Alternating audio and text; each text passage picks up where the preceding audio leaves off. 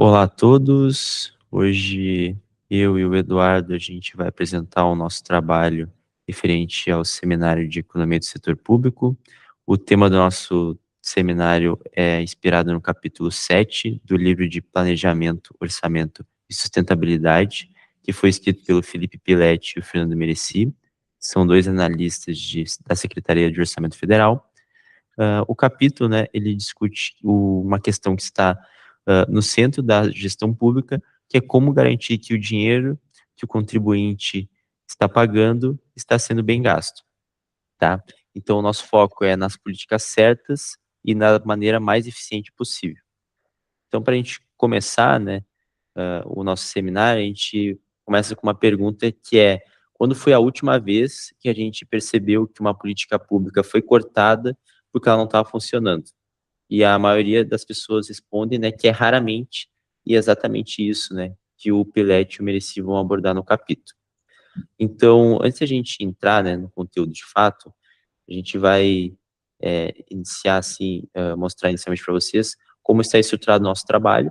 Então, nosso trabalho ele começa com um problema central, que é a qualidade do gasto, ele passa pela avaliação de políticas e orçamento, depois a gente vai explicar o modelo lógico e desempenho, depois há o Performance Budgeting e o Spending Review. O último modelo apresentado é o modelo canadense. A gente parte para a proposta estratégia para o governo federal apresentada pelos autores e, por fim, as considerações finais do nosso trabalho, né? Então, a gente vai começar, né, que é o ponto, né, de partida do capítulo, né, é uma pergunta bem simples, tá, mas que ela raramente tem uma resposta fácil na administração pública, que é como melhorar a qualidade do gasto. Então, o Piletti e o Mereci identificam dois aspectos essenciais para responder essa pergunta, né.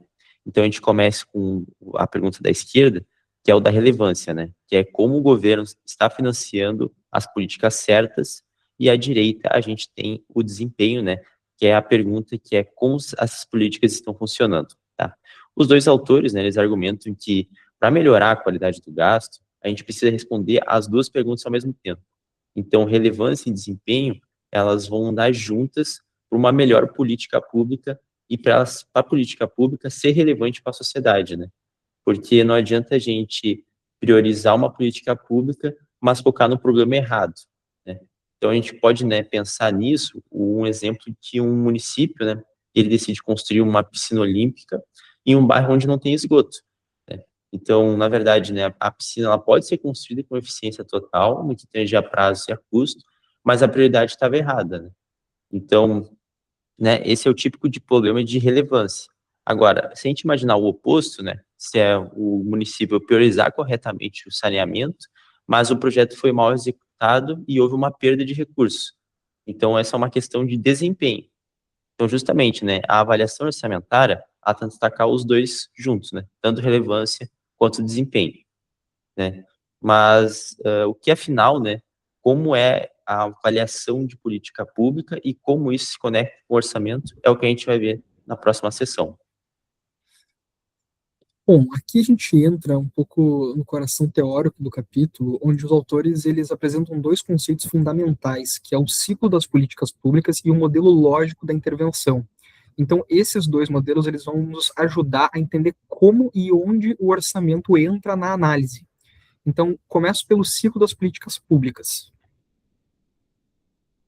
Aqui é um esboço de que o próprio capítulo nos traz, e o ciclo ele conta então com 5 etapas, que é a definição de agenda, a formulação, a tomada de decisão, a implementação e a avaliação do resultado. E o ponto importante é que o orçamento ele não está presente somente no início ou no fim desse ciclo, ele está presente em todas as etapas. Então, se a gente acompanhar agora ali naquelas caixinhas de cinza mais escuro, na fase do diagnóstico, nos ajuda a identificar se há uma sobreposição de políticas públicas que desperdiçam o recurso. No desenho, as decisões sobre qual o público-alvo e o tipo de intervenção e como vai ser o reflexo nos custos. Durante a fase de implementação, monitoramos, então, e avaliamos se os recursos estão sendo bem geridos, e nos resultados e impactos é onde se tem a análise do custo-efetividade da política pública. Então, pegando para exemplificar, então, por exemplo, na fase do diagnóstico, essa questão da sobreposição. Imagine que tem dois ministérios diferentes que eles estão transferindo renda para o mesmo grupo de família sem saber um do outro. Uma avaliação orçamentária identifica essa sobreposição e apontaria para uma possível economia de recurso. Então, agora, o que a gente precisa ver é o que acontece dentro da política. Então, qual é o processo interno? E o modelo lógico nos responde. Indo para uma parte interna, o modelo lógico ele nos mostra o caminho que o recurso percorre até virar, de fato, um impacto na sociedade. E a partir daí, a gente consegue medir se esse caminho está, de fato, funcionando. Então, vendo o modelo, a gente tem, da esquerda para a direita, o insumo, processo, produto, resultado e impacto. Então, vamos seguir nessa linha de raciocínio. O governo ele vai alocar recursos, os insumos, esses recursos vão passar por um conjunto de atividades, que são o processo, e produzem umas entregas concretas, os produtos. Esses produtos eles vão gerar o resultado no público-alvo, que podem causar impactos mais amplos sobre a sociedade. Então, assim, a gente também tem, junto a esse modelo, 4 dimensões de desempenho, que é onde a gente vai avaliar esse processo todo. Então, a gente tem a economicidade, que você está pegando, se você se pergunta nela, se você está pagando por um preço justo pelo insumo, a eficácia, onde o produto prometido de fato foi entregue ou não, a eficiência, se pergunta se o custo por produto ou resultado é razoável, e a efetividade é se o objetivo final foi atingido e se realmente a vida das pessoas melhorou. Então, um exemplo simples, fixando todo esse processo e um pouco dessas dinâmicas, é um programa de vacinação.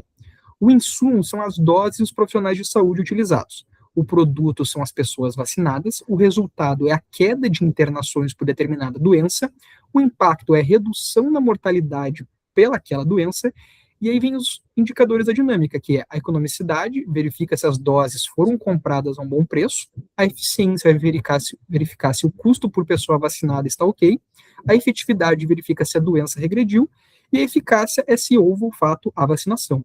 Então, com esse arcabouço teórico em mãos, os autores eles apresentam 2 instrumentos internacionais que tentam usar essas 4 dimensões na prática orçamentária.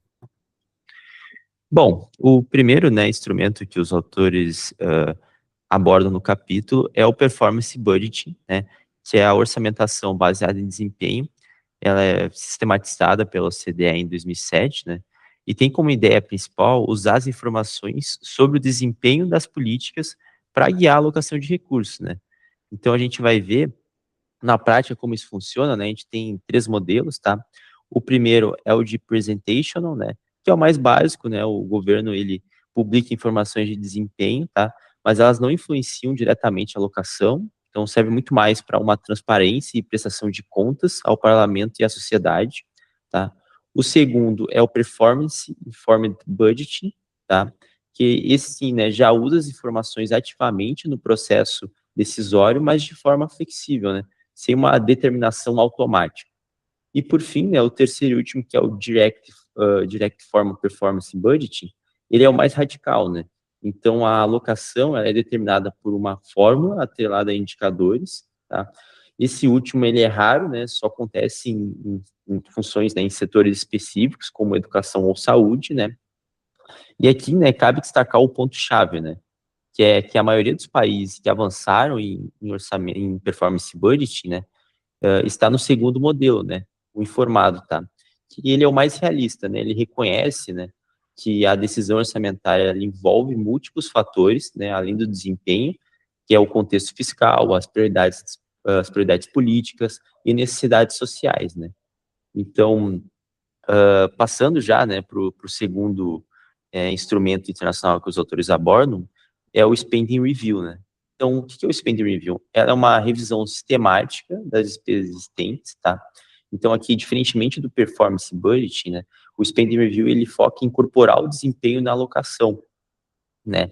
Então, justamente, né, se ainda, né, o Spending Review foca, né, se ainda a gente está gastando numa política certa e se ainda faz sentido continuar gastando naquela política. Então, para exemplificar, né, para a gente capturar bem, né, que o Spend Review ele é um processo que busca examinar sistematicamente a linha de base de gastos, né, implementar medidas de economia, justamente, né, atacando o que os autores eles chamam de incrementalismo orçamentário, Então, essa tendência de renovar dotações existentes todo ano, sem questionar se ainda fazem sentido o gasto na política. Então, a gente passa para 2 pontos, né? Que são as economias de eficiência, tá? Que é o efficient savings, são as economias que buscam fazer a mesma coisa, mas gastando menos, né? Então, o foco é reduzir o custo dos produtos, mantendo a qualidade e a quantidade, tá? Enquanto as economias estratégicas, né, o strategic savings, eles focam muito mais em reduzir ou extinguir programas de baixa relevância para liberar esses recursos no orçamento para gastar com políticas que importam mais, tá?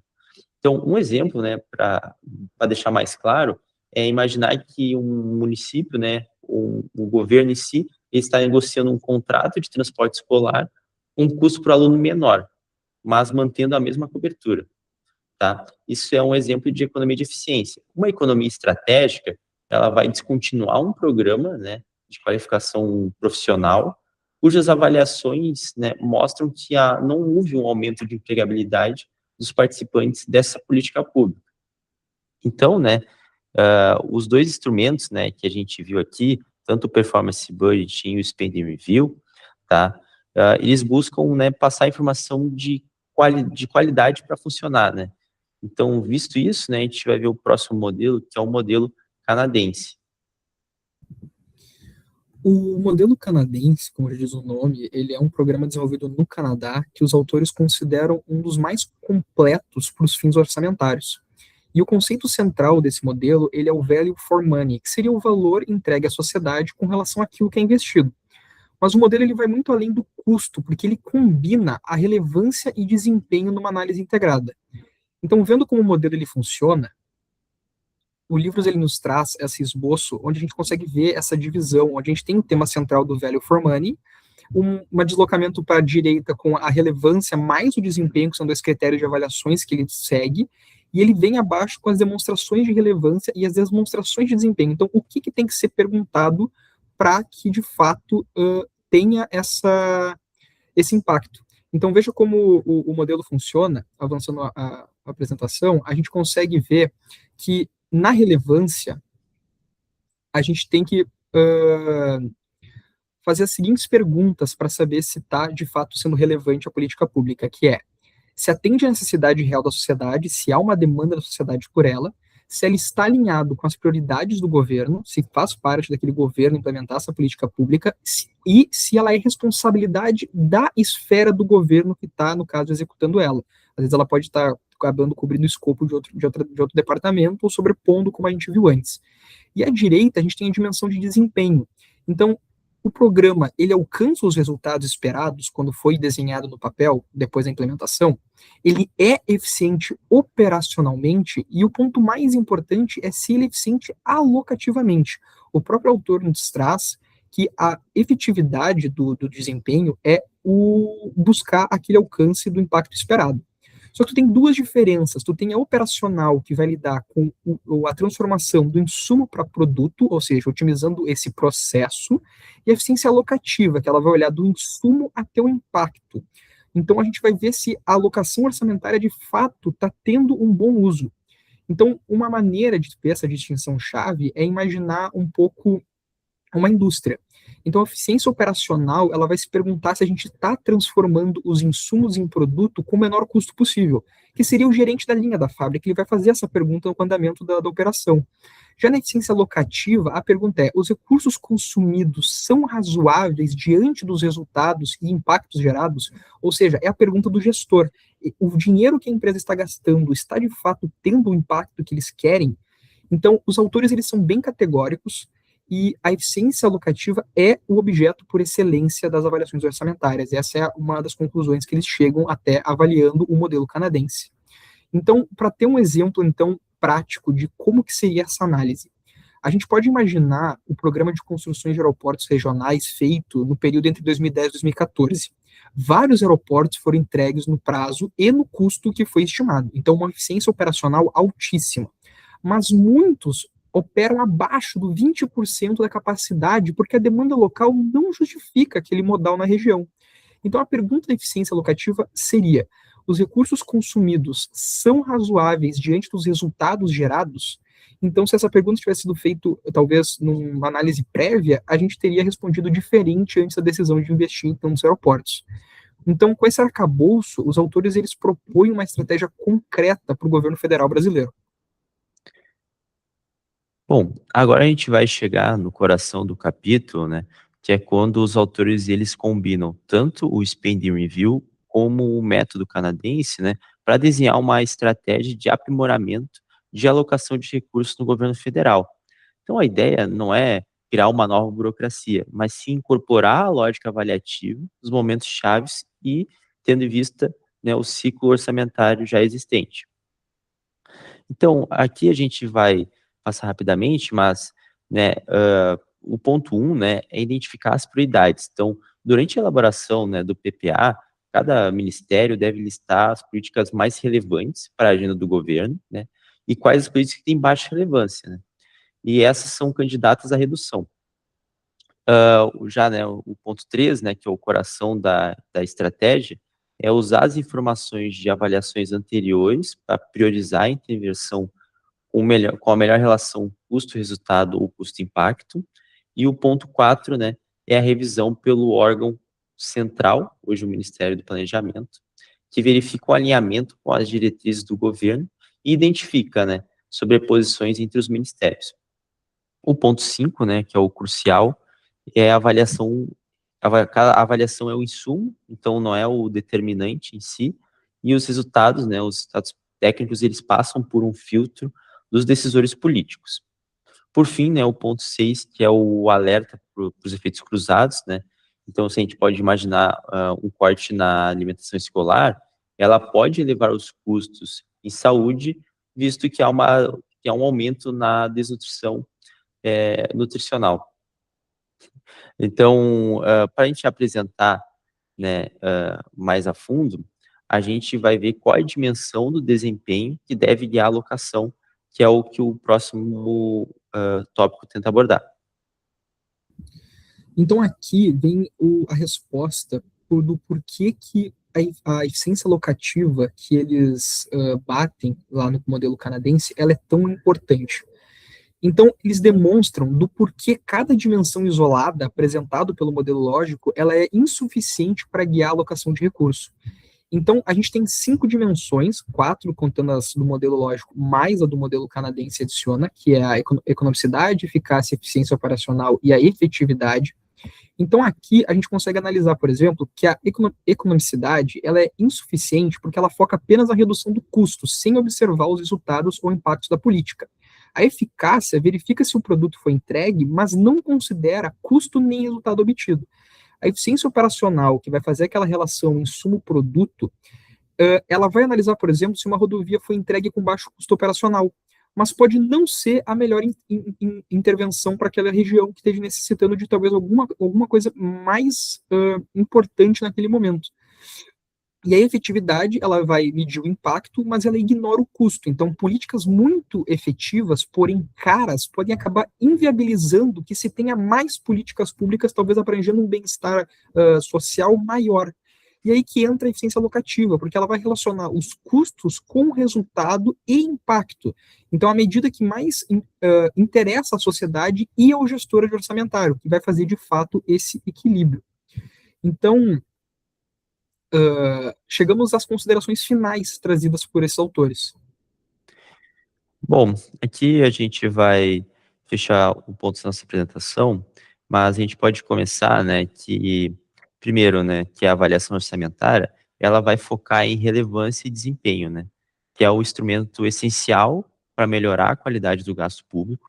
Após isso, a gente passou pelo performance budgeting e o spending review, as complementares, né, para incorporar a dimensão e o desempenho nas decisões alocativas.